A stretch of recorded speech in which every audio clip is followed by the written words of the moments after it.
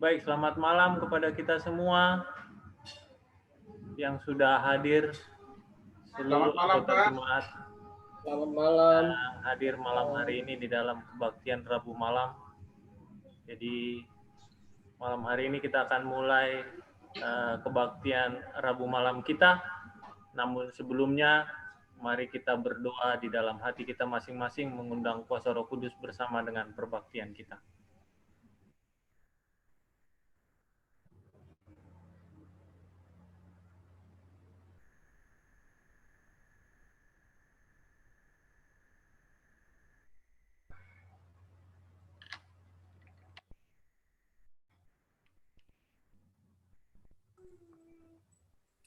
Selamat malam semuanya.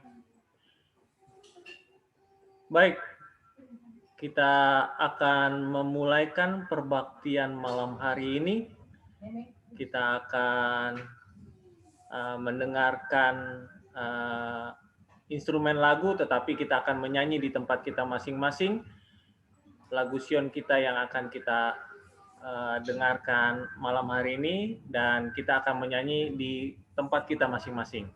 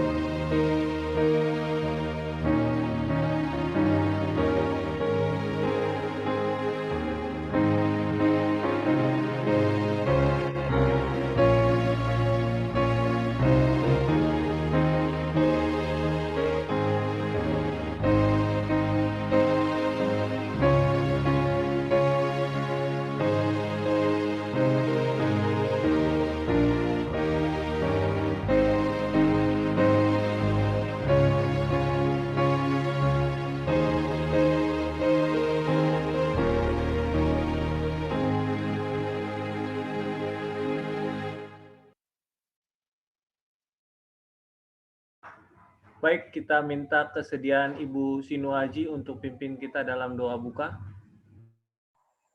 Kita menundukkan kepala, kita bersatu di dalam doa. Maha besar Bapa kami di sorga, segala hormat, pujian, dan kemuliaan kami naikkan kepadamu Tuhan, buat segala kebaikan yang Kau berikan kepada kami Tuhan. Di pertengahan minggu bekerja kami, Engkau senantiasa memberkati kami Tuhan, dan di sini Tuhan kami masih rindu mendengarkan sebagian dari firman-Mu melalui perbaktian kami di Rabu malam ini Bapa. Tuhan kiranya Engkau berkati perbaktian kami, dari awal, pertengahan, hingga akhirnya Tuhan. Kau berkati perangkat yang kami gunakan Tuhan, sehingga acara kami ini boleh selesai sampai akhir nanti. Demikian juga Tuhan dengan hamba-Mu yang akan memberikan firman-Mu Tuhan, Bapak Kapurba, kiranya Engkau urapi Tuhan, sehingga apapun yang disampaikan oleh hamba-Mu ini, dapat kami mengerti Tuhan, dan dapat kami lakukan dalam kehidupan kami sehari-hari. Teman-teman kami yang pada saat ini belum bisa bergabung, Tuhan, kiranya Engkau berkati juga, sehingga di minggu-minggu berikutnya kami boleh bergabung lebih ramai lagi Tuhan. Bapa yang baik, kami juga berdoa buat dosa yang kami lakukan, kiranya Engkau hapuskan agar kami semakin layak di hadapan-Mu. Di dalam nama Yesus kami berdoa dan mengucap syukur. Amin. Baik, terima kasih kepada Ibu Sinuaji untuk doa bukanya. Kita akan mendengarkan lagu pujian yang akan dibawakan oleh Ibu Happy Simarmata. Kami persilahkan.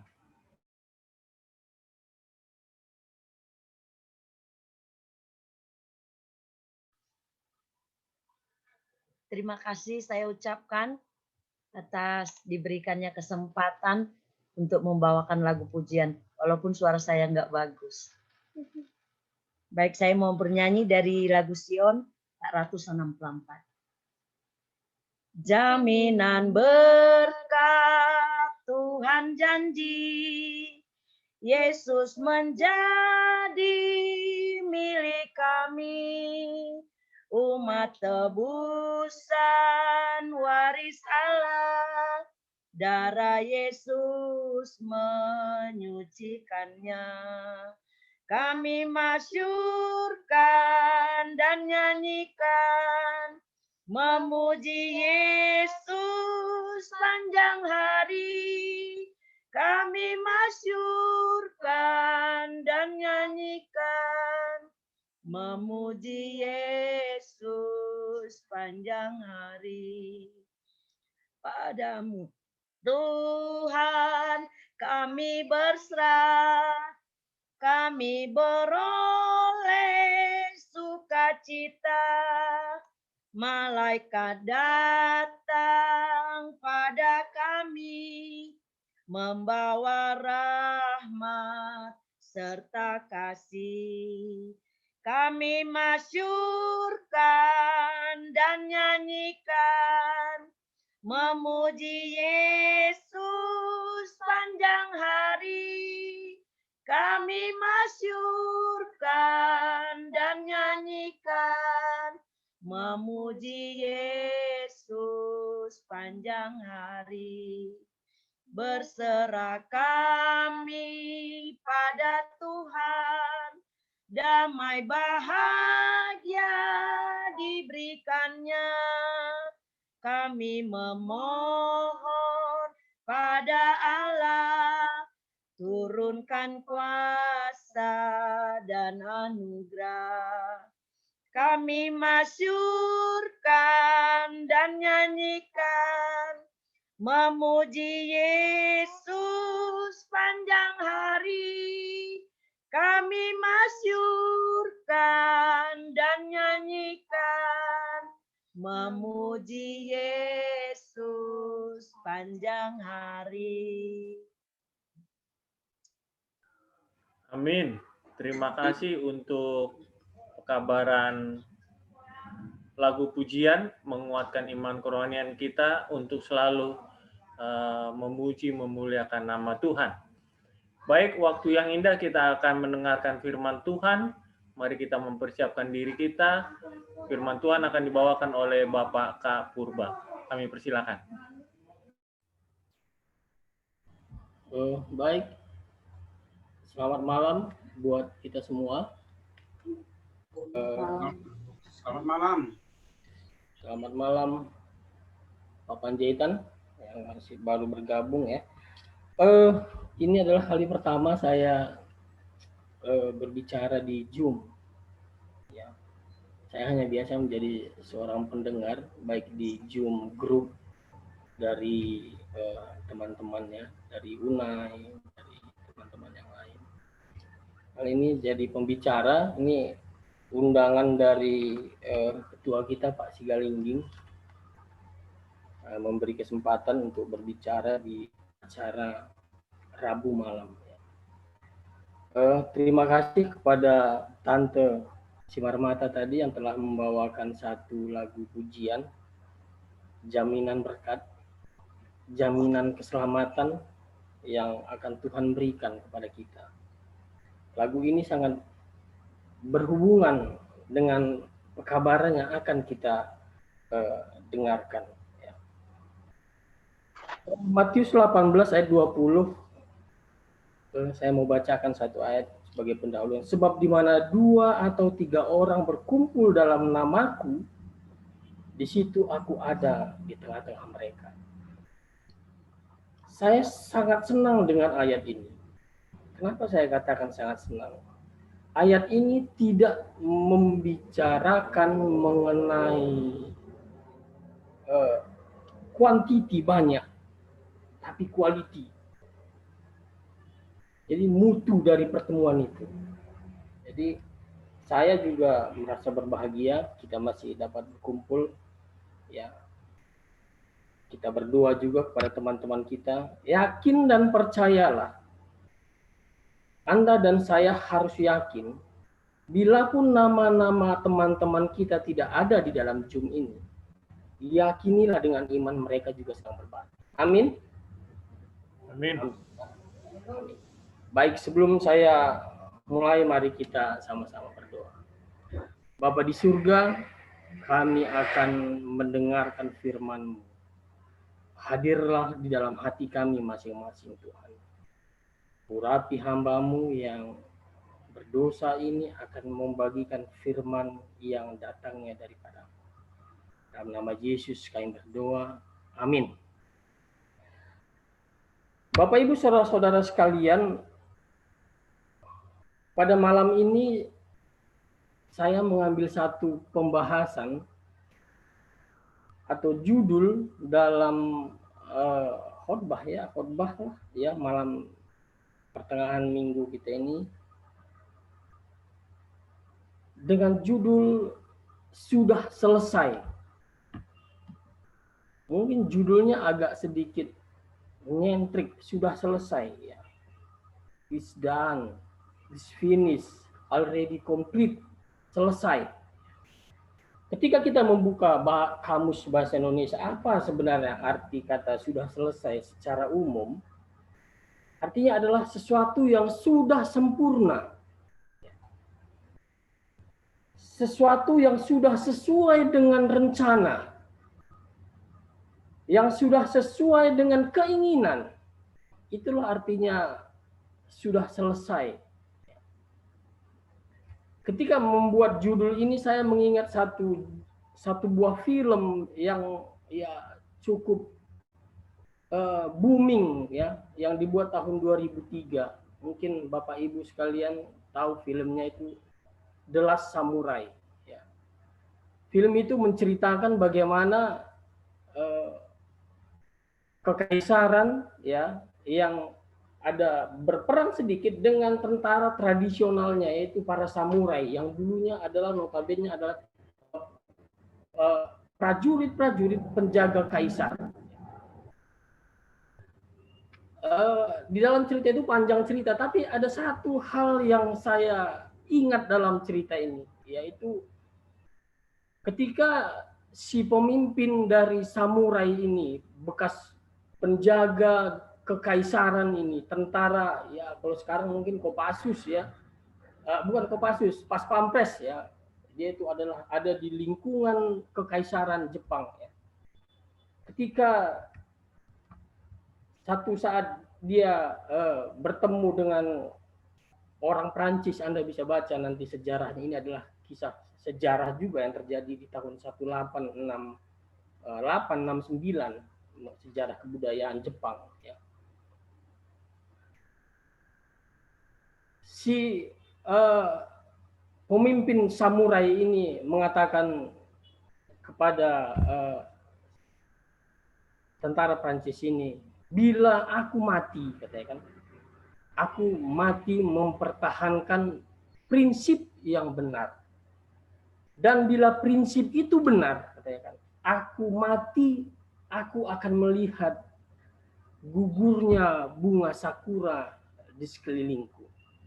Pendek cerita, bila Anda menonton film itu, di akhir peperangan itu ya, para samurai dengan samurainya, dengan senjata-senjata tradisional, dengan panah, dia melawan kekasaran yang sudah dibantu oleh Eropa dengan persenjataan yang lengkap. Dia akhirnya tertembak dengan beberapa peluru ya,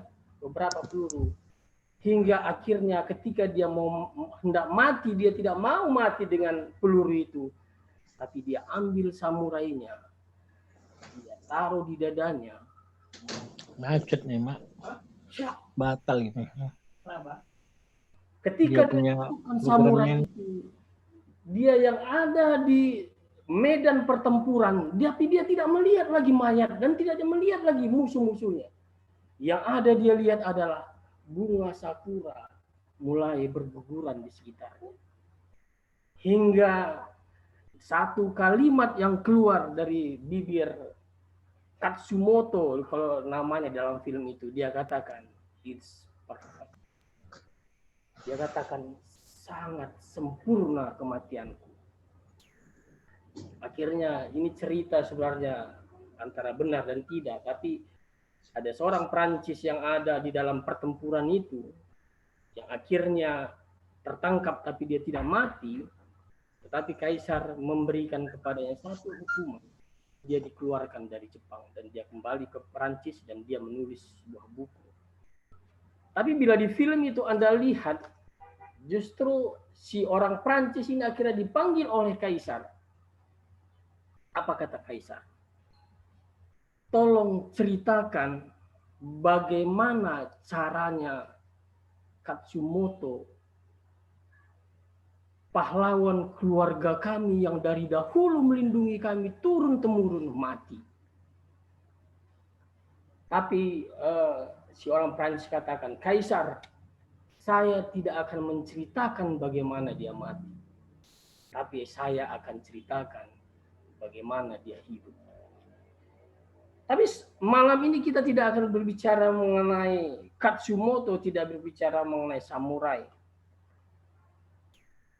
Tapi kita akan berbicara mengenai satu oknum, ya, satu oknum yang memberikan hidupnya ya, lebih dari seorang samurai. Perjalanan hidupnya yang sangat-sangat menderita. Bila kita baca di dalam Yohanes 19 ayat 30. Inilah yang menjadi judul dari pembahasan kita pada malam hari ini. Sesudah Yesus meminum anggur asam itu, berkatalah ia, sudah selesai, it's finished. Lalu ia menundukkan kepalanya dan menyerahkan nyawanya. Itulah kalimat terakhir yang dikatakan sudah selesai. Yang menjadi pertanyaan, apakah arti sudah selesai? Ketika saya baca-baca buku Alpha dan Omega, ya,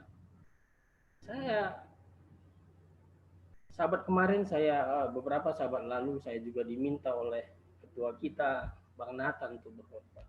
Saya bingung sebenarnya membawa materi khotbah, apa materi khotbah untuk saat ini. Dan ini juga sebenarnya saya ada kebingungan sebenarnya, apa materi khotbah. Ketika ketua kita Pak Galingging meminta saya untuk berbicara. Ketika membuka Alpha Omega, saya lihat sudah selesai. Bapak Ibu saudara-saudara sekalian, bila kita sedikit merenung dan membaca dan berpikir apa arti sudah selesai. Apakah makna dari sudah selesai yang diucapkan Yesus ketika dia hendak mengakhiri hidupnya? Memang kalau kita baca Matius, Markus, Lukas, tidak ada kata sudah selesai. Tapi Yohanes mengatakan ada kata sudah selesai yang keluar dari bibir Yesus. Apakah makna sudah selesai yang diucapkan oleh Yesus? Itulah yang menjadi topik kita pada malam hari ini. Mungkin akan banyak makna dari kata sudah selesai yang bisa kita ambil menjadi satu ya referensi arti sudah selesai yang bisa kita berikan. Tapi saya mungkin hanya bisa mengambil beberapa. Makna sudah selesai, ucapan Yesus terhadap Yesus sendiri adalah artinya bahwa dia sudah menyelesaikan satu tugas. Sudah melaksanakan tugasnya sampai nafas terakhirnya. Tugas apa? Penebusan. Proses penebusan mulai dia lahir di kandungan dan sampai dia mati. Saya ada ambil kutipan-kutipan yang ditulis oleh Sister White yang bisa kita menjadi referensi atau acuan kita sehingga kita sudah mengerti bagaimana kata sudah selesai itu akhirnya keluar dari bibir Yesus. Alfa dan Omega jilid 6. Jilid 6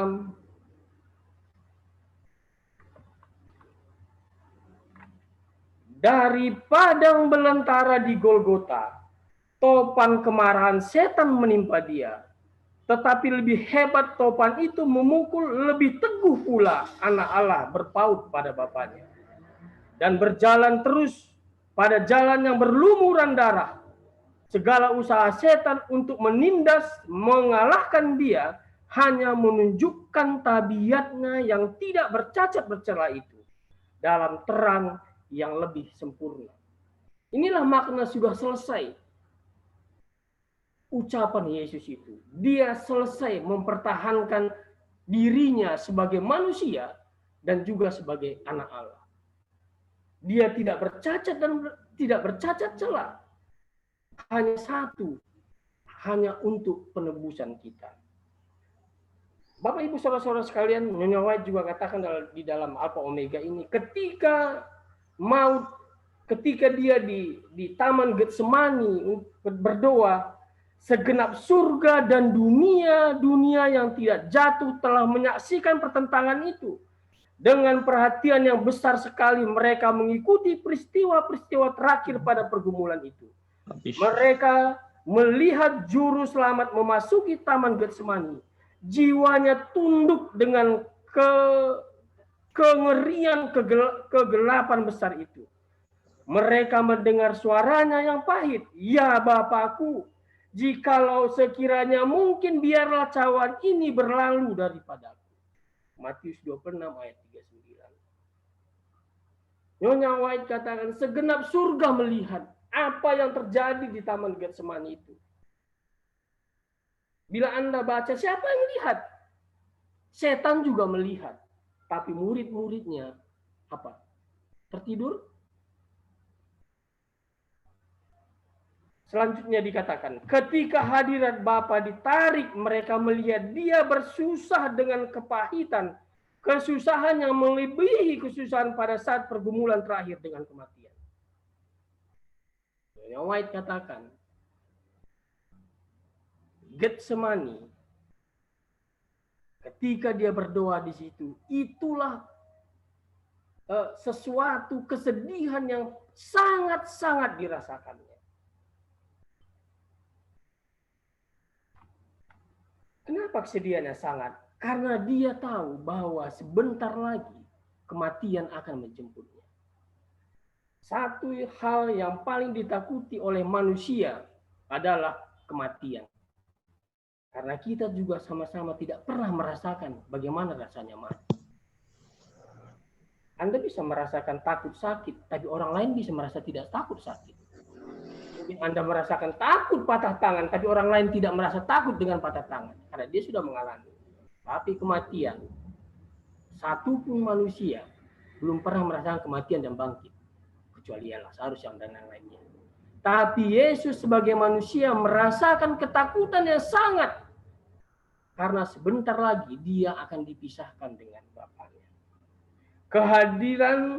Hadirat Bapa ditarik, mereka melihat dia bersusah dengan kepahitan, kesusahan yang melebihi kesusahan pada saat pergumulan terakhir dengan kematian. Peluh darah dipaksakan dari pori-porinya dan menetes ke atas tanah. Bapak Ibu Saudara-saudara sekalian, terkadang kita merasa nyaman dengan keselamatan yang Tuhan berikan, tanpa kita sadari apa yang Tuhan telah lakukan ketika dia mencapai satu tujuannya, memberikan keselamatan kepada kita. 3 kali doa kelepasan keluar dari bibirnya. Surga tidak dapat tahan melihat pemandangan itu lebih lama, dan seorang pesuruh diutus kepada Allah, anak Allah, untuk memberi penghiburan. Ini bisa kita baca di Lukas 22 43 sampai 44. Bagaimana keringatnya sudah bercampur darah.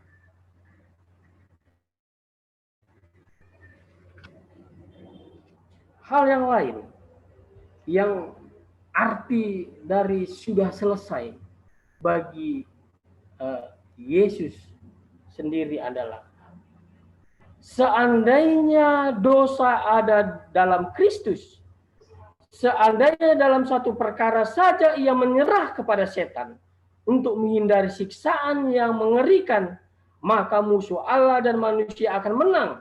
Kristus menundukkan kepalanya dan mati, tetapi ia memegang teguh imannya dan penyerahannya kepada Allah.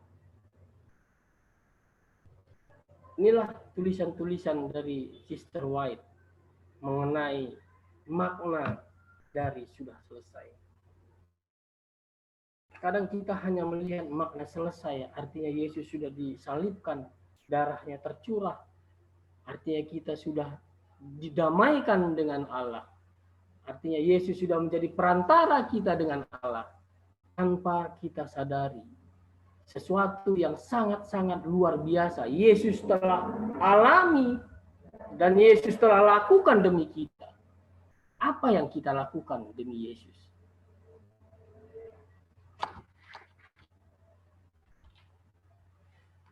Poin yang berikutnya yang saya mau bacakan juga kepada kita. Pemberontakan hendaklah jangan dikalahkan dengan kekerasan. Kuasa memaksa terhadap hanya di bawah pemerintahan setan. Prinsip Tuhan bukanlah seperti ini. Kekuasaannya berdasarkan kebaikan, kemurahan, dan kasih. Dan cara mengemukakan prinsip ini merupakan ikhtiar yang digunakan. Pemerintah Allah bersifat ikhlas dan kebenaran serta kasih seharusnya menjadi kuasa yang menang. Tidak ada pemaksaan. Tidak ada pemaksaan. Ada satu tulisan di sini hingga satu pertanyaan. Kenapa seandainya dikatakan Allah sendiri bisa memukul seperti melempar batu saja ke bawah hingga setan akan mati, hingga manusia akan diselamatkan, tapi akan banyak ada banyak akan komentar dan ada banyak makhluk lain yang tidak berdosa dikatakan oleh di sini di luar bumi yang menyaksikan peristiwa-peristiwa ini. Roma 3 ayat 23.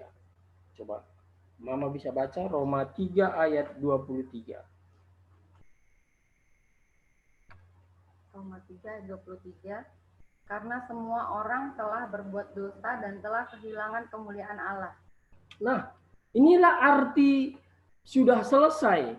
Karena semua manusia sudah apa? Kehilangan kemuliaan Allah. Sehingga ketika Yesus mengatakan sudah selesai, maka tali yang putus sudah dirajut kembali. Apa artinya sudah selesai bagi setan, Bapak Ibu saudara-saudara sekalian? Ketika tadi arti sudah selesai, ya secara sedikit kita sudah bahas bagi untuk Yesus. Untuk setan apa arti kata sudah selesai? Ya, satu tulisan dari Alpha Omega saya bacakan. Nanti setelah kematian Kristus barulah tabiat setan dinyatakan dengan jelas kepada para malaikat atau kepada dunia yang tidak jatuh. Kepada segala makhluk yang murtad telah menyelubungi dirinya dengan penipuan. Sehingga makhluk-makhluk yang suci sekalipun tidak mengerti akan prinsip-prinsipnya. Mereka tidak melihat dengan jelas sifat pemberontakannya. Luar biasa sekali. Luar biasa sekali. Tapi ketika Yesus mati di kayu salib, maka segenap makhluk di semesta alam ini yang tidak berdosa dikatakan melihat dan akhirnya meyakini bahwa setanlah yang bersalah dalam hal ini. Sehingga dikatakan di sini apa arti sudah selesai bagi setan? Setan dikalahkan dalam penebusan manusia. Setan berusaha untuk menghalang-halangi penebusan ini. Anda mungkin bisa ingat bagaimana kelahiran Yesus, ya, bagaimana kelahirannya hanya di kandang domba, bagaimana raja yang pada saat itu mengumumkan untuk membunuh anak sulungnya, ya anak sulung. Bagaimana orang Majusi itu dituntun akhirnya bertemu dengan Yesus, tapi pulangnya dielokkan. Banyak hal-hal yang tanpa kita sadari bahwa ini semua adalah suatu usaha dan kerja keras Yesus untuk mempertahankan kesuciannya. Bagaimana dia ditawarkan dunia ini oleh setan. Kalau engkau menyembah aku, akan menyerahkan seluruh dunia ini. Ada tertulis. Kalau engkau lapar, suruh batu itu menjadi roti. Ada tertulis. Satu saja dalam kehidupan Yesus melakukan kesalahan, maka misi dari keselamatan, maka tidak akan pernah ada keluar dari mulut Yesus kata sudah selesai. Sudah selesai mengartikan bahwa semua rencana keselamatan yang telah dirembukkan di surga, Alfa dan Omega, sebelumnya pun sudah tahu, tapi akhirnya berjalan dengan baik. Bapak Ibu saudara-saudara sekalian, ada satu mungkin pertanyaan bagi kita, kenapa setan tidak diberi kesempatan untuk bertobat? Pasti saya sering berpikir seperti itu. Tapi saya tidak pernah melihat ada satu referensi dari Alkitab yang beri bahwa Tuhan secara jelas dikatakan Tuhan memberi satu kesempatan. Tapi mungkin kalau Anda mungkin ada, boleh nanti dikasih tahu. Tetapi di tulisan Nyonya White ada satu keterangan yang Nyonya White tuliskan mengenai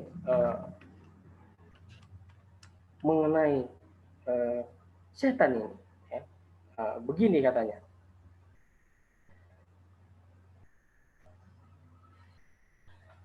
Setan menuntut bahwa umat manusia harus diasingkan selama-lamanya dari anugerah Allah.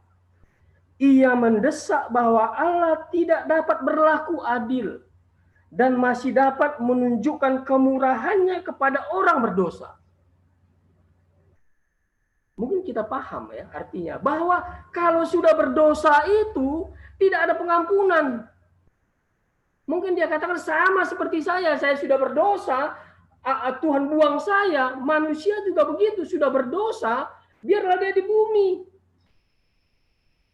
White katakan, tetapi meskipun sebagai seorang berdosa, manusia berada dalam kedudukan yang berbeda dengan setan.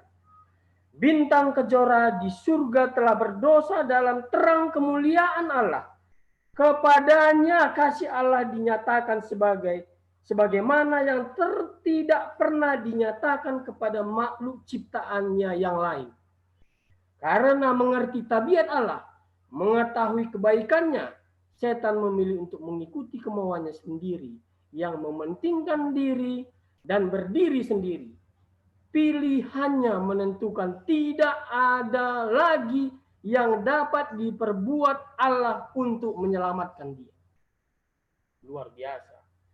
Inilah tulisan dari Sister White yang mengatakan tidak ada lagi kesempatan untuk setan untuk diselamatkan. Kenapa? Karena dia diciptakan dan hidup berdampingan dengan Allah. Ya, kalau di pemerintahan mungkin kalau Allah itu orang pertama, dia ini pembantu pertamanya lah ya. Ya. Artinya kalau ada tulisan lain mengatakan apa kerub itu ya dia. Artinya dia ada di dalam kemuliaan Allah. Dia tahu benar bagaimana Allah.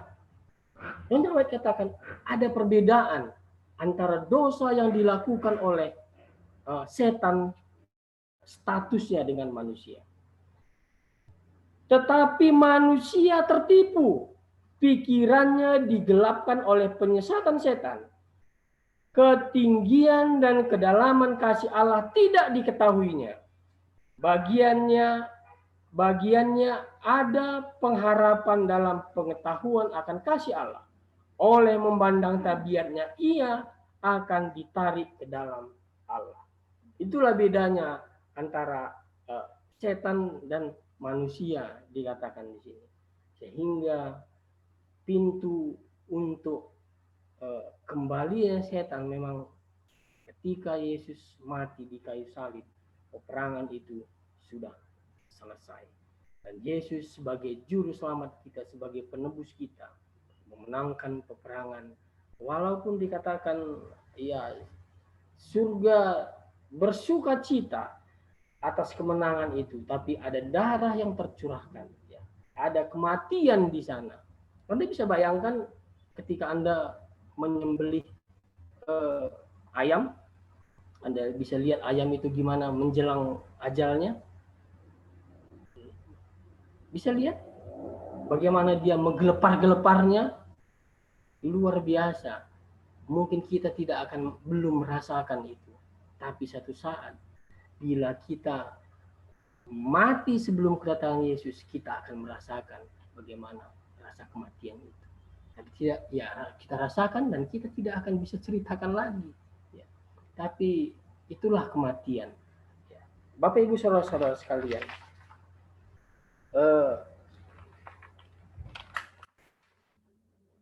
apa makna sudah selesai bagi kita manusia?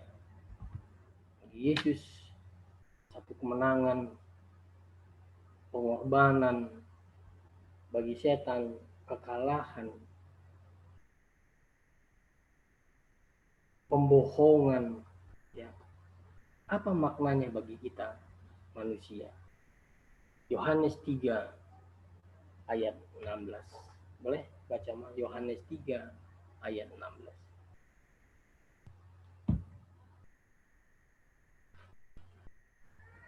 Yohanes 3:16, karena begitu besar kasih Allah akan dunia ini, sehingga ia telah mengaruniakan anaknya yang tunggal, supaya setiap orang yang percaya kepadanya tidak binasa, melainkan beroleh hidup yang kekal.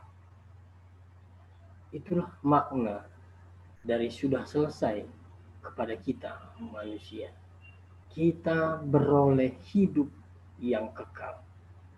Hanya satu yang diminta oleh Yesus dari kita. Believe him. Percaya kepadanya. Saya tidak akan menjelaskan apa arti percaya yang diminta oleh Yesus. Tapi saya yakin dan percaya masing-masing kita sudah tahu apa arti percaya itu. Semua orang bisa percaya. Apakah percaya seperti itu yang Yesus inginkan dari kita? Yesus datang untuk siapa? Untuk semua manusia. Bukan hanya untuk orang Advent. Bukan hanya untuk orang Kristen. Bukan hanya untuk semua manusia di dunia ini. Yesus datang untuk mereka. Tapi yang bisa bersama dengan Yesus adalah yang percaya kepadanya. 1 Korintus 1 ayat 30. 1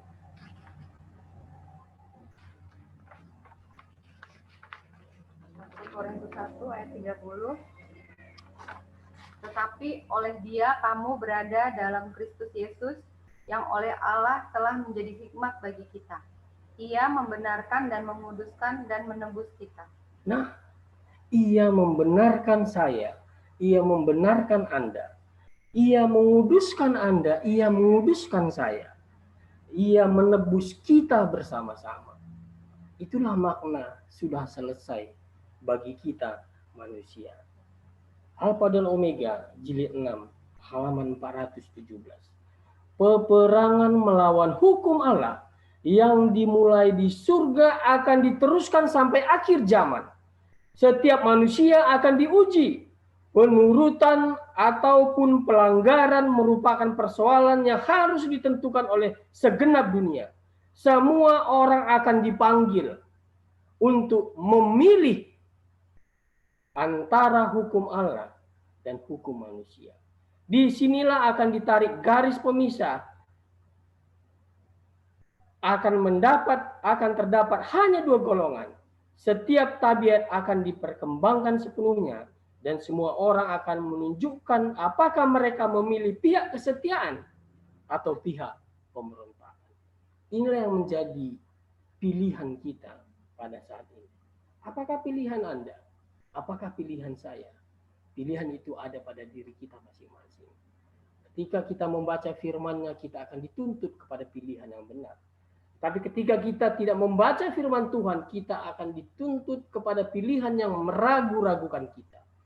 Kita hanya perlu Yesus di dalam hidup kita, karena Dialah penebus kita. Bapak, Ibu, saudara-saudara sekalian, apa makna sudah selesai kepada kita secara pribadi? Anda akan bisa pikirkan di dalam pikiran Anda. Saya juga akan pikirkan nanti malam ketika saya tidur. Apa makna sudah selesai? Apakah saya sudah merasa nyaman dengan kehidupan saya? Itukah makna sudah selesai kepada kita? Apakah kita pernah merasakan bagaimana sesuatu hal yang membuat kita menjadi lebih kuat mungkin untuk mempertahankan hari Sabat, mungkin mempertahankan Yesus mungkin.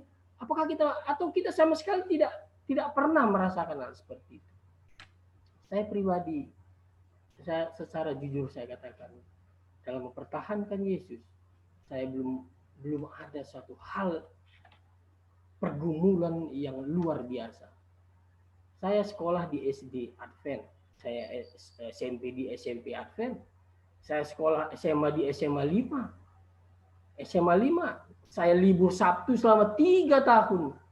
Bahkan bukan hanya Sabtu saya libur, saya bisa Jumat libur, Kamis juga libur. Kenapa? Saya mempunyai banyak daging di sana. Tak ada tantangan. Mungkin Bapak Ibu mempunyai satu tantangan ketika bersekolah, ya harus izin lagi, harus ini, atau minta surat ini. Saya tidak. Ketika saya kuliah di sekolah Advent, tidak ada tantangan. Ketika saya bekerja, saya juga bekerja hanya 5 hari, tidak ada pemaksaan hari Sabat pada saya. Apakah tantangan di dalam hidup Anda ketika kita mengamini kata sudah selesai dari kalimat terakhir Yesus? Apa yang kita harus lakukan di akhir dunia ini dengan kalimat sudah selesai? Mari kita pandang kepada Yesus dan mari kita renungkan di dalam hati kita masing-masing. Bapak, Ibu, saudara-saudara sekalian, situasi sekarang memang membuat kita sedikit berubah. Ya, kita kebaktian sudah dari Zoom. Ya, COVID-19 membuat banyak permasalahan. Wah, tidak ada permasalahan di keluarga. Bahkan mungkin di gereja, di keluarga besar kita. Luar biasa pada saat ini. Apa yang harus kita lakukan? secara pribadi COVID ini kadang membuat saya sedikit tertekan. Kami adalah keluarga medis, ya. Istri saya dokter, ayah saya juga dokter, mereka bekerja. Terkadang saya berpikir, bilakah mereka membawa itu nanti kepada kami? Ya karena mereka lebih bersentuhan langsung. Sering di keluarga kami, istri saya mengatakan mereka punya WA grup dokter sendiri. Sering malam dia katakan, Pak Syanu, dokter Syanu sudah kena COVID. Dokter Syanu sudah kena COVID. Ya mungkin secara pribadi bagi Anda hanya mengetahui dokter yang meninggal. Anda tidak mengetahui dokter berapa dokter yang telah kena COVID dan akhirnya sembuh. Tapi mereka mengetahui. Terkadang saya berpikir malam-malam, apa sih maksud dari istri saya mengatakan dokter Syahnu sudah kena, dokter Syahnu sudah kena. Saya orangnya agak sedikit ekstrim dalam bekerja. Bila sudah memulai pekerjaan itu, saya sering mengatakan kamu harus selesaikan kerjaan itu. Dan begitu juga dengan kliniknya, dia sering sekarang agak memolor. Saya katakan, kamu kalau sudah buka klinik, buka jam sekian, kamu harus hadir jam sekian. Tapi ketika COVID semakin lama, saya lebih menyadari, oh, apakah istrinya juga punya rasa ketakutan pada zaman COVID ini?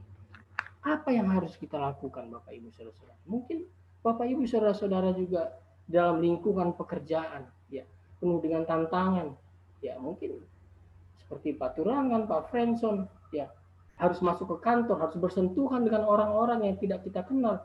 Ya, tantangan semua. Apa yang harus kita lakukan? Marilah kita pandang Yesus.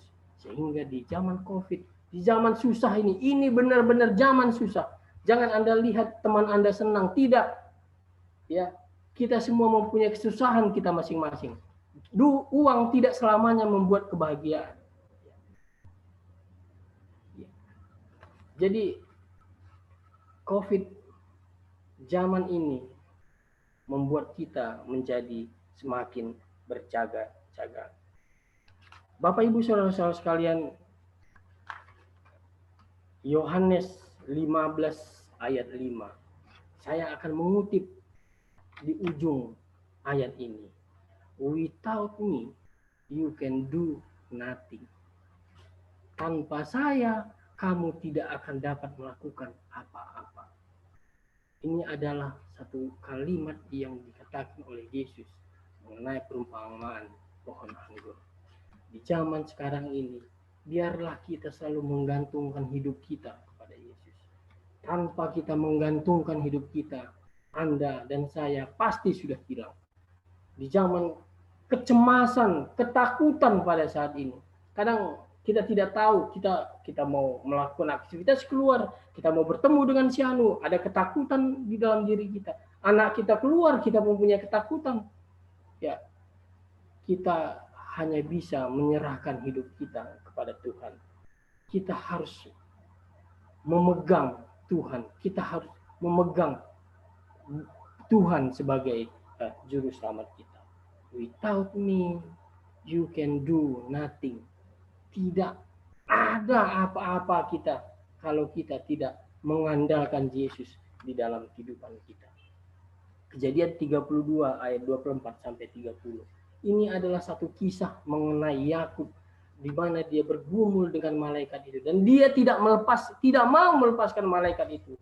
Bila malaikat itu tidak memberi berkat kepadanya, marilah kita di dalam keluarga kita juga melakukan hal yang sama. Mari kita pegang Yesus. Minta berkatnya agar kita terselamatkan, terlindungi di zaman ini dan kita juga akan menjadi bagian dari sudah selesai itu.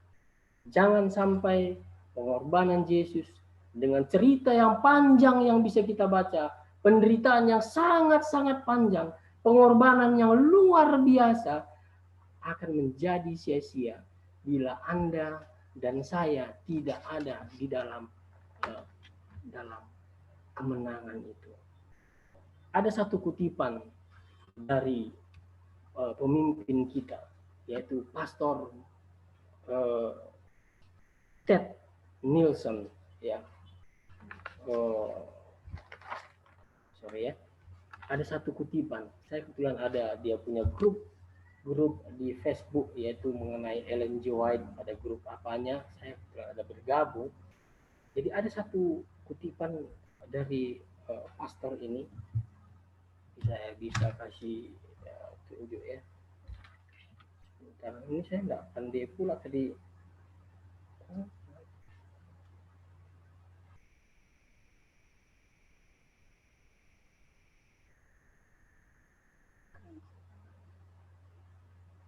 Nah, aduh nggak nampak ya. Oke, sorry ya, saya nggak ini. Oke, udah nampak ya. Itu pastornya nampak ya. Pastor ini mengatakan seperti ini.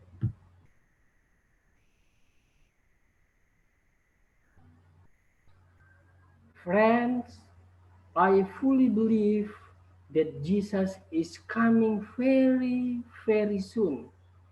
It's time, like never before, to be encouraged and to get ready for his soon returns. Mungkin saya hanya bisa buat penerjemahan bebas. Temanku, saya sepenuhnya percaya dan sangat-sangat percaya bahwa Yesus akan datang segera. Ini saatnya, dia katakan, tidak seperti biasanya. Ini ketua GC kita langsung katakan. Tidak seperti biasanya lagi ini dia katakan. Ini sudah sangatnya. Very, very soon. Sangat-sangat dekat. Segera. Ya. Dan ditunggu untuk kedatangannya yang segera. Apakah Anda percaya akan itu? Ketika kita belajar dan mendekatkan diri, maka kita akan percaya. Ayat terakhir yang akan kita bacakan adalah Wahyu 3 ayat 20. Wahyu 3 ayat 20. Wahyu 3 ayat 20. Lihat, aku berdiri di muka pintu dan mengetok. Jikalau ada orang yang mendengar suaraku dan membukakan pintu, aku akan masuk mendapatkannya dan aku akan makan bersama-sama dengan dia. Dan ia bersama-sama dengan aku. Itulah panggilan Yesus kepada Anda dan saya. Kepada keluarga Anda dan keluarga saya. Yesus akan mengetuk pintu. Dia sudah selesai. Dia akan mengetuk pintu. Apakah kita memilih dia? Apakah kita akan membukakan pintu kedatangannya? Itu adalah menjadi pergumulan Anda dan pergumulan saya. Untuk saat ini, utamakanlah keluarga Anda. Saya mengutamakan keluarga saya. Di zaman COVID-19 ini, saya mau lebih bersama dengan keluarga saya. Rutinitas keluar sudah dikurangi. Keluarga adalah yang utama. Ketika Yesus mengetuk pintu, apakah kita bersedia? Apakah keluarga kita lengkap di rumah formasi anak-anak kita? Itu menjadi satu tugas kita. Bila kata sudah selesai kita amini di dalam hati kita, maka akan ada satu tanggung jawab yang kita rasakan. Tuhan sudah berkorban nyawa demi aku, maka aku akan bersedia. Dan ketika Yesus mengetok pintu hatiku, maka aku akan membukanya. Inilah pelajaran kita atau sedikit renungan kita pada malam hari ini. Kiranya Tuhan memberkati kita dan selamat malam. Amin. Untuk pelajarannya sudah selesai. Yesus sudah melakukan tugasnya. Sudah selesai bagi setan dan bagi manusia. Apa yang kita lakukan agar kita bisa selesaikan tugas yang Tuhan kasih. Ini pelajaran yang kita bisa. Tapi bukan berarti bahwa kita sudah selesai. Kita ada mungkin pertanyaan ataupun tambahan dari masing-masing kita untuk lebih memperdalam akan pengetahuan kita. Pelajaran malam hari ini membuat iman kita untuk tetap setia sampai hari kedatangan Tuhan. Mungkin ada tambahan ataupun pertanyaan yang kita bisa diskusikan malam hari ini, kami persilakan.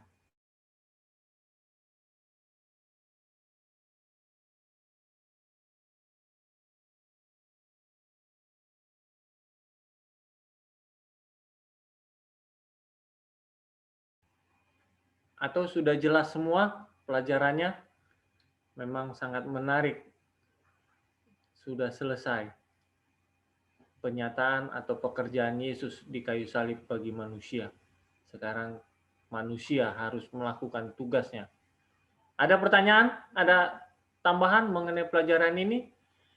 Kalau tidak ada, kita masuk kepada segmen berikut, yaitu kita berdoa. Ada sedikit, Pak. Silakan Pak. Tapi ini kalau salah jangan dibully ya, Pak ya.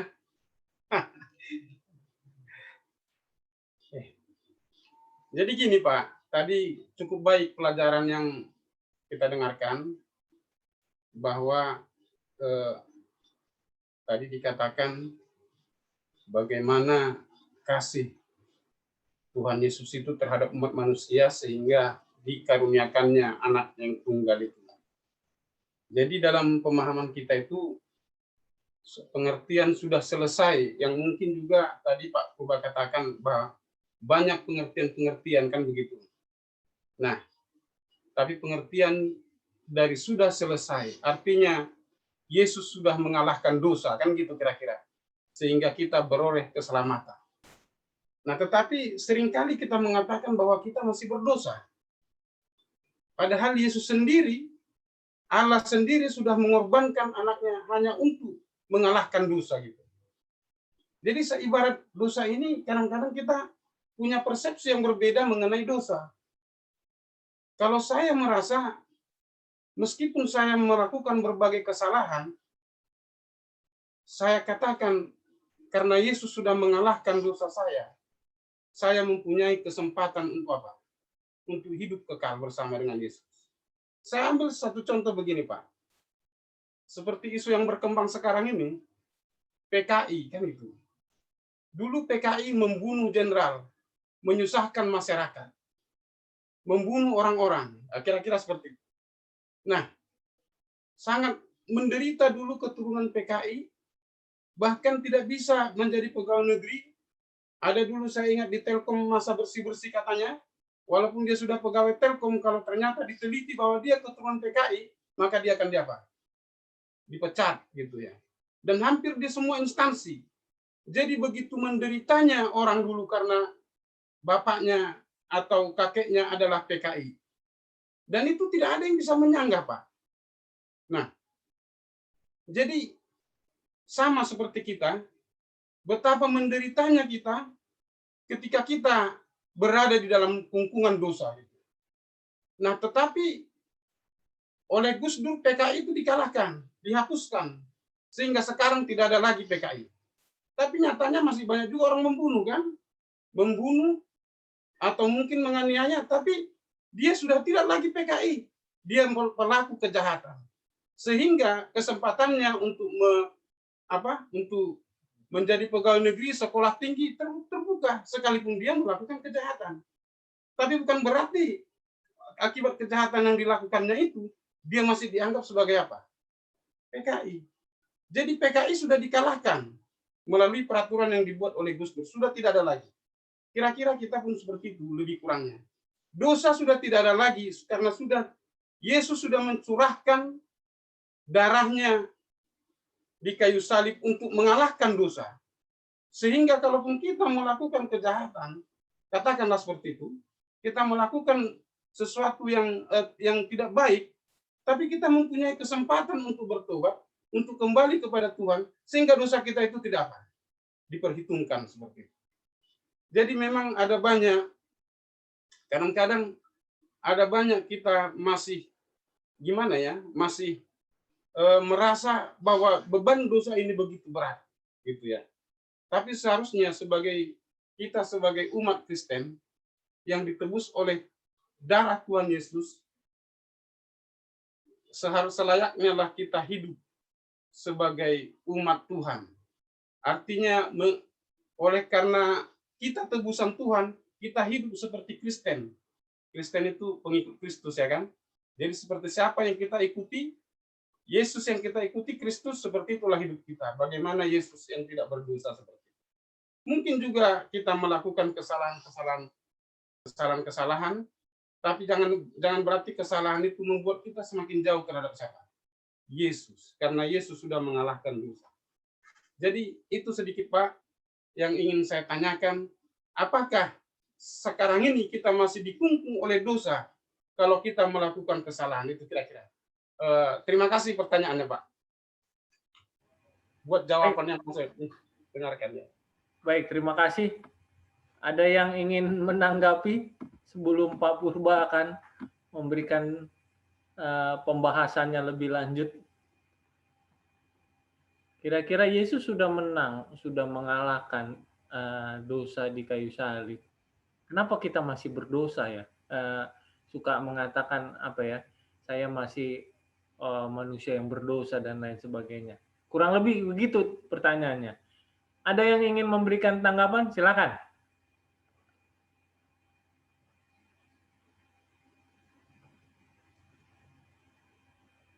Oh, masih malu-malu ini untuk memberikan tanggapannya.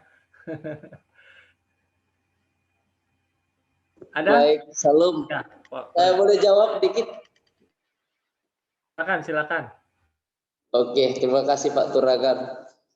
Dan juga atas khotbahnya Pak Purba yang luar biasa dengan judul saudara saya. Sore ya, saya lagi di kantor juga ini online-nya, ketepatan dinas malam. Pak Ketua Galingking, memang apakah kita masih berdosa atau dikungkung dosa tadi? Kurang jelas juga terakhirnya tadi. Masih, ya silakan Pak Galingking. Dikatakan persis seperti yang dikatakan Pak Turangan tadi. Yesus sudah mati, bahkan mencurahkan darahnya di Bukit Golgota untuk mengalahkan dosa. Tapi kita masih sering merasa, artinya dosa itu sudah ditebus dengan darah yang kudus, tapi kita masih merasakan apa? Dosa gitu, merasakan pahitnya hidup oleh karena apa? Dosa gitu. Itu kira-kira. Makasih. Oke, makasih. Jadi merasakan pahitnya di dosa. Oleh karena kita memang masih tinggal di dunia Pak Ketua. Kalau kita sudah terangkat ke surga nggak kita rasakan lagi. Memang kalau kita cerita pelanggaran itu pasti identiknya adalah pelanggaran hukum Allah akan dosa. Itu satu konsep dari dosa. Dosa adalah pelanggaran hukum Allah. Karena hukum itu maka ada pelanggaran. Sama juga yang terjadi di Taman Eden. Kenapa Adam dan Hawa berdosa? Oleh karena ada pelanggaran. Jadi ada pelanggaran. Nah, di tempat yang tidak ada dosa aja terjadi apa?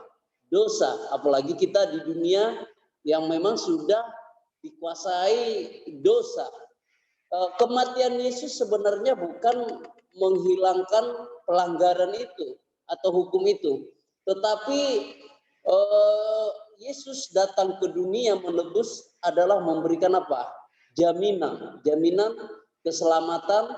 Makanya kita dikatakan dimeteraikan, seperti khotbah tadi sudah selesai. Selesai yang diarti di sini sebenarnya bukan selesai kita tidak berdosa lagi. Selama kita hidup, ya pasti kita memiliki pelanggaran. Makanya kita diberi apa? Kesempatan pengampunan. Namun selesai yang dimaksud Allah, kita ditebus dari dosa, artinya dosa itu telah dikalahkan atau setan itu telah dikalahkan. Dikalahkan artinya kita sudah memperoleh hidup baru melalui sebenarnya, makanya kita ada secara organisasi adalah baptisan. Baptisan itulah menjadi tanda bahwa kita telah dimenangkan. Jadi kalau kita kenapa masih merasa berdosa? Ya karena itu adalah pilihan kita. Kita masih hidup apa? Di dunia. Makanya ada pintu kasihan secara pribadi dan secara global. Nah, yang ada saat ini adalah pribadi melalui apa? Kematian. Bahkan ada juga melalui penghujatan kepada Roh Kudus. Nah, ini juga termasuk artinya pintu kasihan. Jika kita sudah menghujat atau tidak ada lagi roh pada kehidupan setiap insan manusia, maka itu sudah tertutup pintu kasihan. Walaupun jarang dibahas, tetapi dua konsep ini menjadi penting bagi kita, bahwa memang kita bisa dikata mati dalam dosa oleh karena apa? Kematian oleh karena pintu kasihan melalui penghujatan kepada Roh Kudus, dan juga melalui secara umum global kedatangan Yesus. Nah, kenapa kita masih berdosa? Ya memang hidup kita memang dipenuhi dosa, Pak Ketua. Jadi nggak bisa kita tidak berdosa. Jadi kalau ditanya, adakah manusia yang tidak berdosa? Saya rasa tidak akan pernah ada. Tetapi kita berusaha. Nah, itulah kata berusaha untuk hidup kudus, hidup sempurna. Nah, bagaimana kita sempurna? Tidak akan pernah. Tetapi kita akan menuju proses kesempurnaan itu. Nah, menuju kita berusaha untuk tidak berdosa. Mungkin kalau 1 detik saya bisa nggak berdosa. Karena saya mengurung diri, diam, nah mungkin saya bisa. Tetapi itu hanya 1 detik. Tapi kalau dalam siklus 24 jam, kalau kita mungkin keluar, pasti mata, mulut, telinga, kita akan apa? Cenderung untuk berdosa, melakukan pelanggaran. Karena hati saja sudah apa? Sudah berdosa. Mungkin itu sedikit tambahan. Sebenarnya pelajaran sangat bagus juga tadi. Kenapa setan tidak diberi kesempatan bertobat? Nah, itu saya mau bertanya, tadi sudah dijawab langsung pembicara tadi. Saya juga sebenarnya penasaran juga itu, apakah benar-benar mulai saat kapankah sebenarnya setan itu tidak diberi lagi kesempatan untuk apa? Untuk bertobat. Artinya pintu kasih sudah tertutup bagi setan. Walaupun samar-samar, mungkin kalau mungkin nanti Pak Ketua, Pak Kores nanti bisa mau nambahin, ya saya bersyukur juga. Terima kasih, mungkin itu yang bisa saya berikan daripada langsung ditutup sama Pak Turangan. Baik, terima kasih. Ada yang ingin menanggapi lagi? Silakan. Sebelum ke Pak Purba. Atau langsunglah ke Pak Purba, silakan Pak. Baik, terima kasih. Saya bukan dalam kapasitas menggurui, karena pengetahuan kita juga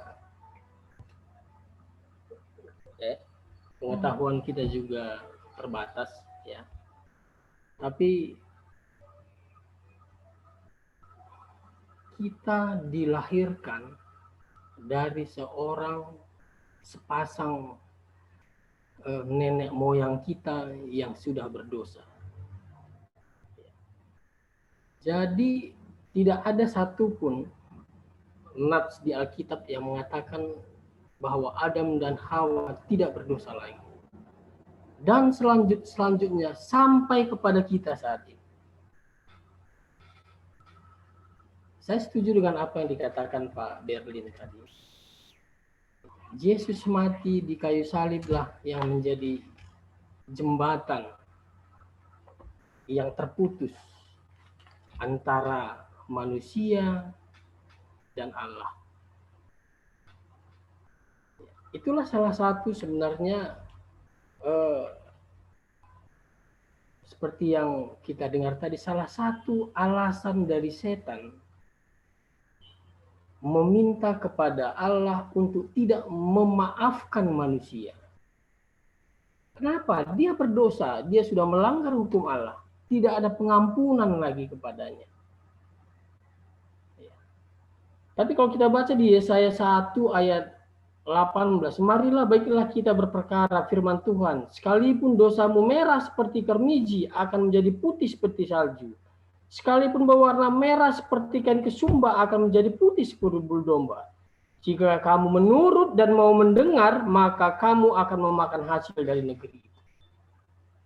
Menurut dan mendengar.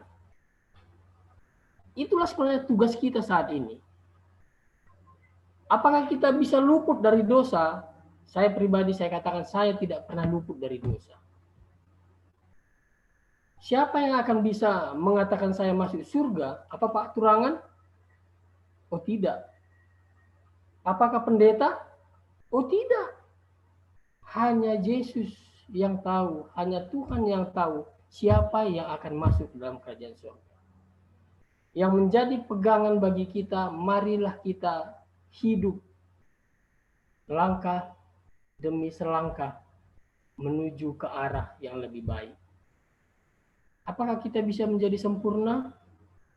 Tidak bisa kita sempurna lagi. Karena kita sudah berdosa. Hanya Yesus manusia yang sempurna. Bukan karena dia Allah. Dia dilahirkan sebagai manusia. Itulah salah satu syarat penebusan itu. Harus menjadi manusia dan merasakan bagaimana seperti manusia. Ketika dia dicobai, apakah dia menggunakan kealahannya? Tidak. Dia sebagai manusia. Bisakah kita sempurna? Bisa, tapi mungkinkah? Saya rasa tidak mungkin. Karena kita memang manusia berdosa. Tetapi kasih karunia ya Pak Turangan ya. Kasih karunia itu diberikan cuma-cuma kepada kita. Itulah menjadi pegangan kita. Siapa yang akan menimbang? Allah yang akan menimbang perbuatan kita. Saya yakin dan percaya seperti kata Pak Siombing, apakah kita sudah menduakan Roh Kudus? Saya yakin dan percaya kita belum ada satupun yang menduakan Roh Kudus. Ketika kita mengetahui mana yang baik dan mana yang jahat, maka Roh Kudus masih berbicara pada hati kita. Ya, kalau sudah tidak tahu lagi yang baik dan yang jahat, aduh itu enggak usah lagi lah kita ini kan. Ada satu kutipan dari Nyonya White tadi, saya ulangi bacakan. Peperangan melawan hukum Allah. Kita kan berdosa ini kan melawan hukum Allah sebenarnya. Jangan mencuri katanya, kita korupsi. Iya kan? Jangan ya berbohong, jangan menginginkan, kita menginginkan. Kan hukum Allah yang kita langgar. Peperangan melawan hukum Allah yang dimulai di surga akan terus sampai akhir masa. Sampai saat ini, sampai masa kita ini. Setiap manusia akan diuji. Nah inilah Pak Ketua, diuji kita ini. Pilihan kita apa? Ya kan? Apa pilihan kita? Apakah kita mau melawan hukum Allah? Apa kita mau menurut hukum Allah? Disinilah akan ditarik garis pemisah. Menyawet langsung katakan garis pemisah. Langsung ada pemisah. Kiri dan kanan. Ada setiap tabiat akan bilang sepenuhnya. Semua orang akan menunjukkan apakah mereka telah memihak pihak kesetiaan atau pihak pemberontak.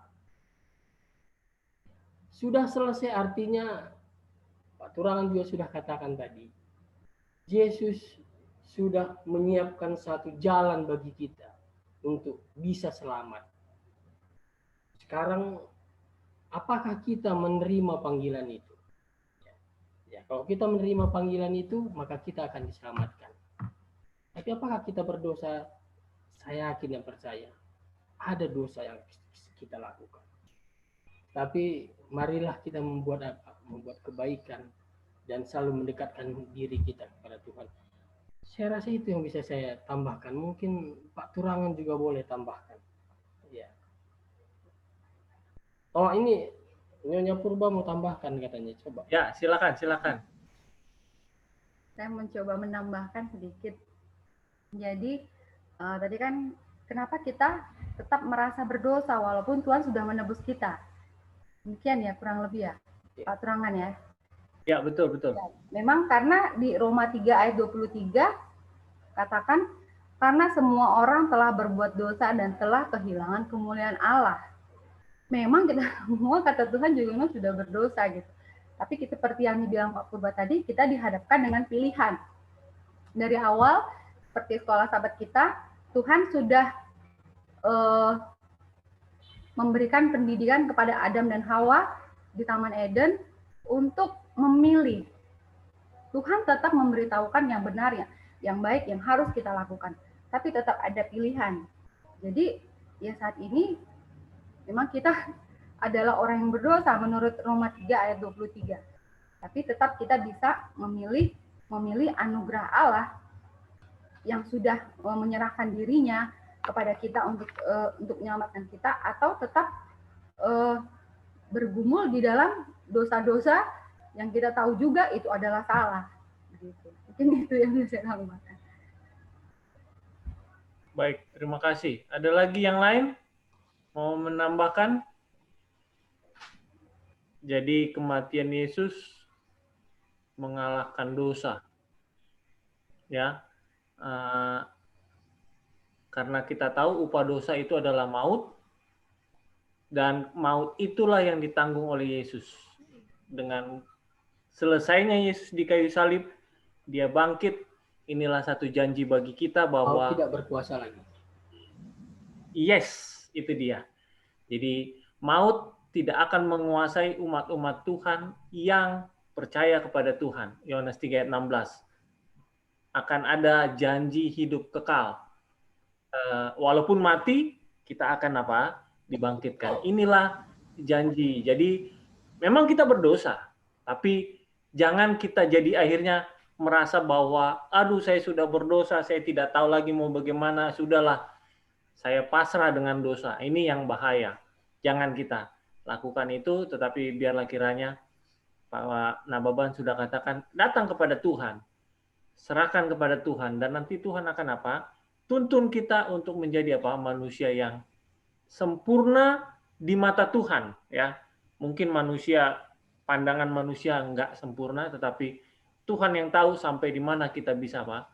Sempurna itu. Itu mungkin tambahan garis besar untuk pertanyaan. Bagaimana Pak Galingging untuk pertanyaannya? Ada Baik. sedikit paturangan. Ada silakan, Pak. Ungkapan orang Advent sering. Ya, orang Advent ini bukan orang HKBP, bukan. Dia bilang gini, udah tidak makan babi, udah tidak makan udang, udah tidak makan anjing, udah tidak melakukan apapun, nggak masuk surga lagi. Dan biasa kalimat orang itu hanya guyon-guyon aja sih sebenarnya. Saya pikir-pikir ada benarnya juga. Makanya kita nggak boleh setengah-setengah. Kan benar. Sudah tidak, mungkin Pak Berlin kan tentara, kalau ke diskotik kan gratis, hiburan-hiburan malam gratis. Udah nggak ke sana, iya kan? Iya, contohnya kan nggak menikmati dunia. Artinya dengan fasilitas yang bisa kita dapatkan, kita tidak nikmati, kita tanggung-tanggung, nggak masuk surga lagi, nggak merasakan dunia lagi. Apa artinya kita ini katanya? Mending laku katanya, ku makan semua, ku lakukan semua.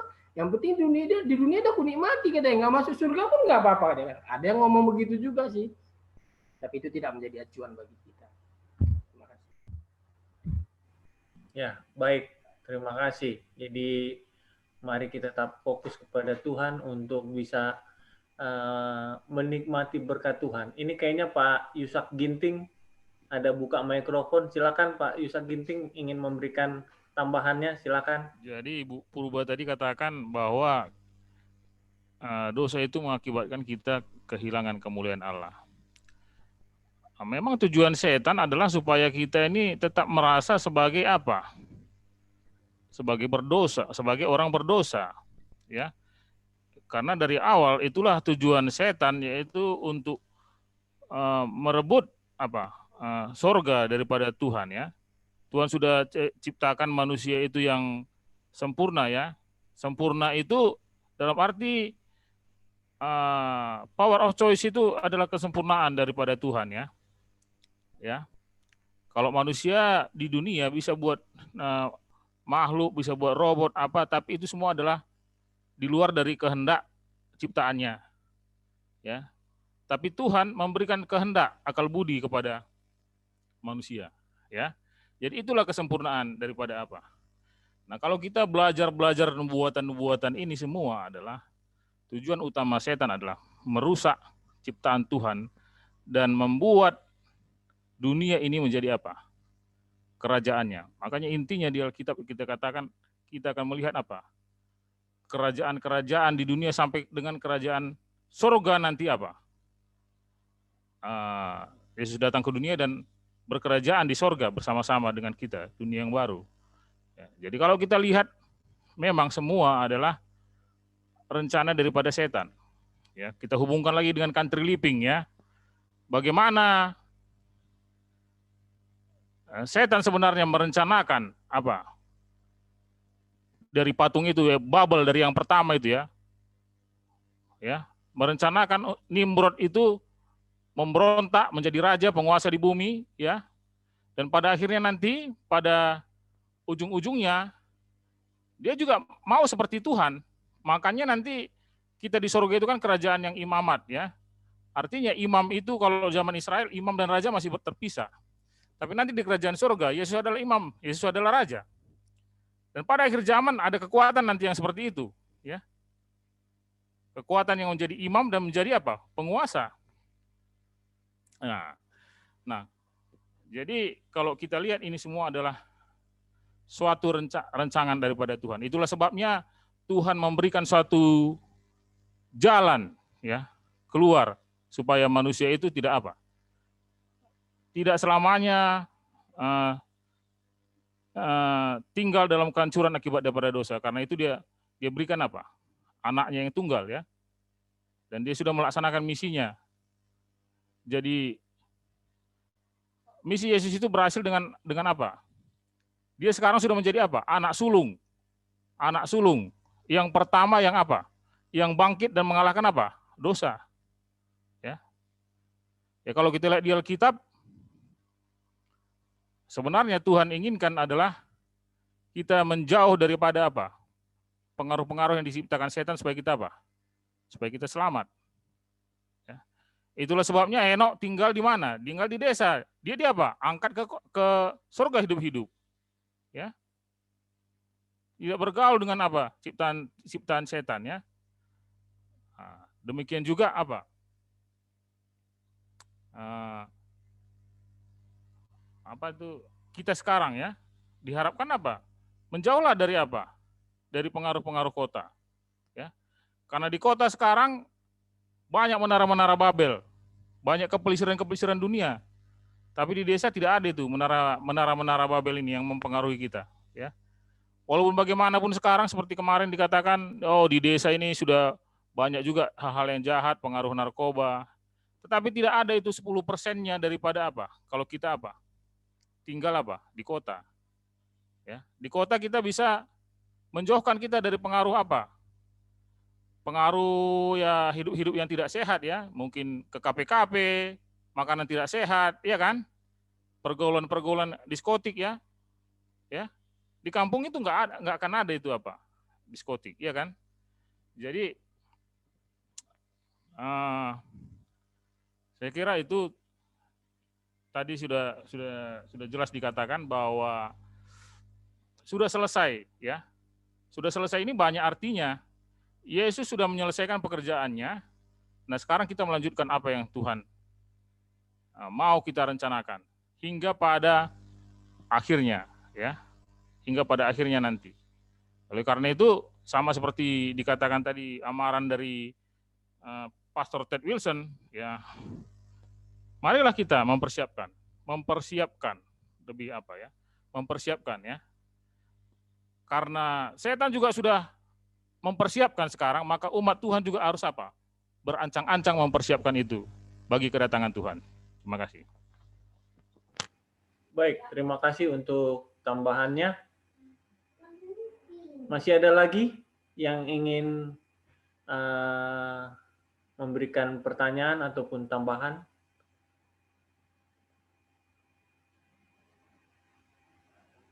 Baik, kalau tidak ada, sekarang kita waktunya masuk ke dalam doa.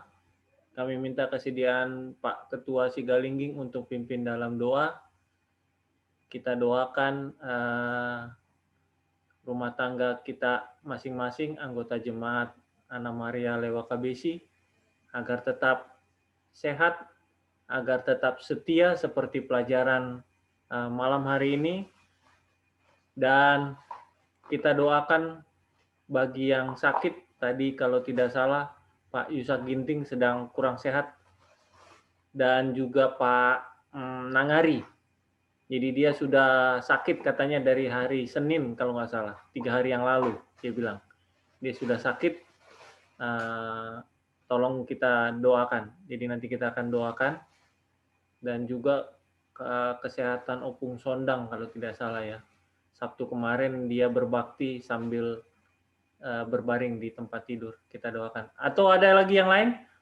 Kami berikan kesempatan. Silakan Pak Hasibuan. Ya, tolong didoakan adik kami yang sedang dirawat di rumah sakit, namanya Daniel Siahaan. Baik, terima kasih. Ya. Satu lagi juga minta didoakan ketepatan anak dari Bapak tua kami, adik saya, namanya Andre Nababan, di Rumah Sakit Bina Kasih kemarin jatuh, jadi pendarahan di kepala, sudah dioperasi sih, mudah-mudahan cepat pulih. Itu aja. Andre Nababan namanya. Iya, jadi dari opung kami Nababan kemarin jatuh di kos-kosannya, mungkin pendarahan tapi sudah dioperasi di Rumah Sakit Bina Kasih. Itu aja mungkin yang tambahan. Baik, terima kasih. Bisa apal ya Pak Galingging ya? Oke, jadi ada beberapa yang sakit, kita akan doakan. Saya ulangi, ada lagi yang lain? Yang mau kita doakan saya ulangi dulu ya Pak ya. Yang pertama tadi Dusak Ginting, Pak Nangari, Opung Sondang, terus tadi Daniel Siahaan dan Andre Nababan ya Pak ya? Iya, betul. Ada lagi Pak Panjaitan, silakan. Ya, keluarga Johnson tolong didoakan. Ya, kita doakan keluarga Johnson Pane yang beberapa waktu lalu kemarin mengalami kecelakaan. Kita doakan. Ada lagi? Jadi gimana keadaannya sekarang Pak? Di rumah sih sekarang udah dalam pemulihan, sudah ya kecelakaan biasa lah. Kecelakaan ada. Iya, mungkin adik Johnson bisa memberikan kesaksian.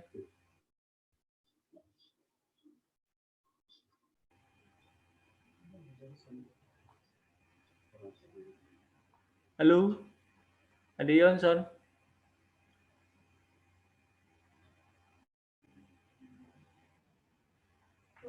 Oh, kayaknya sinyalnya terganggu. Oh iya.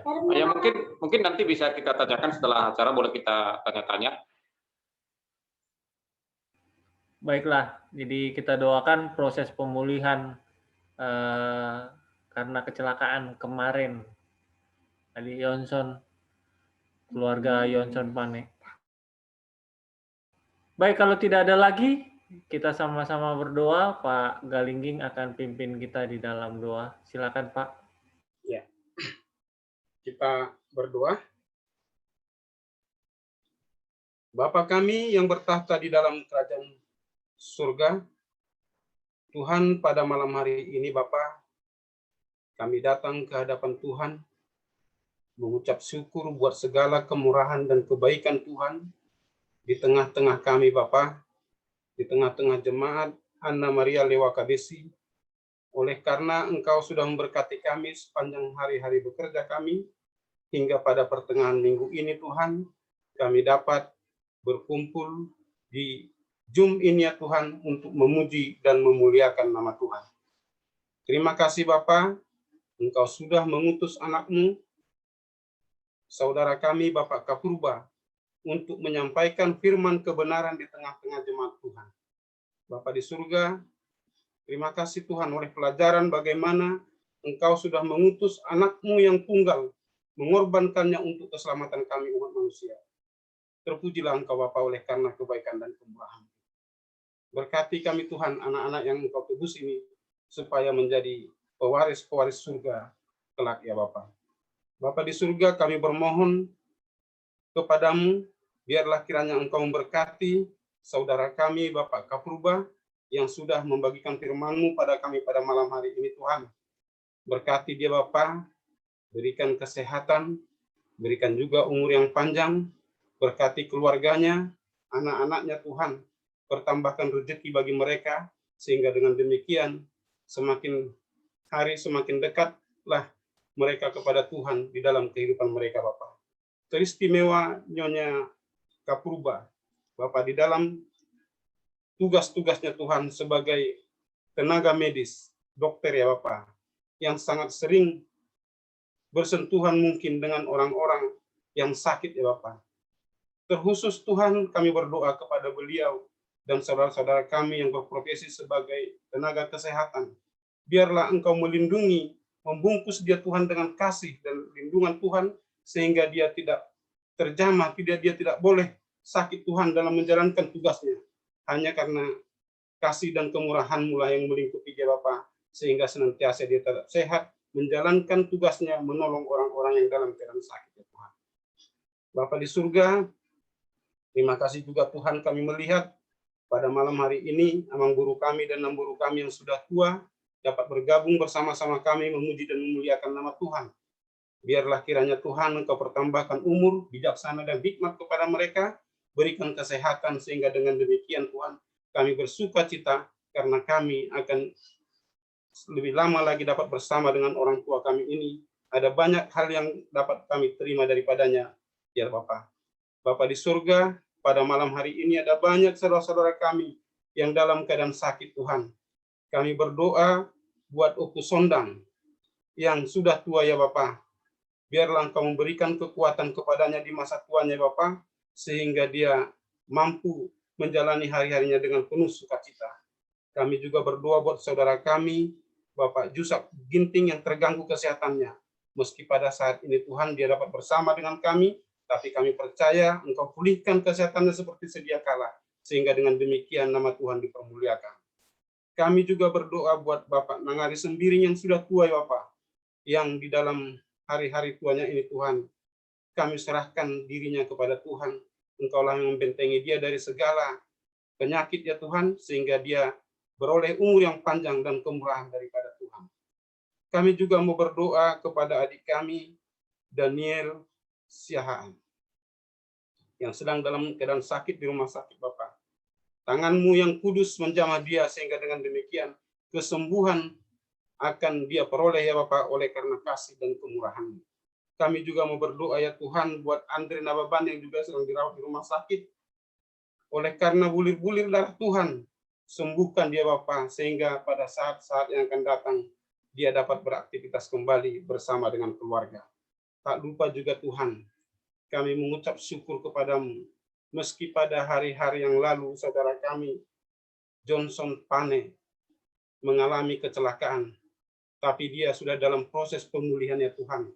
Engkau menyelamatkan dia dari kecelakaan yang lebih parah, sehingga dengan demikian Tuhan, biarlah dia memuji dan memuliakan Tuhan.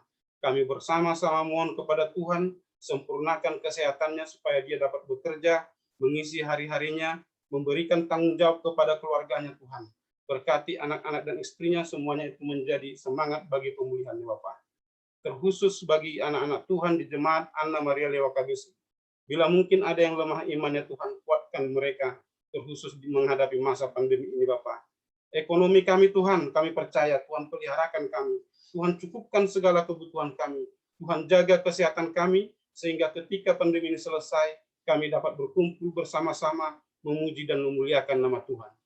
Ampunkan kami Bapa dari segala dosa dan kesalahan kami, izinkan kami bertemu kembali pada saat-saat yang akan datang, meskipun melalui Zoom ini Bapa. Inilah doa kami kepadamu, terimalah ini Bapa, karena kami persembahkan melalui anak-Mu, Yesus Kristus, Tuhan dan Juru Selamat kami. Amin. Amin.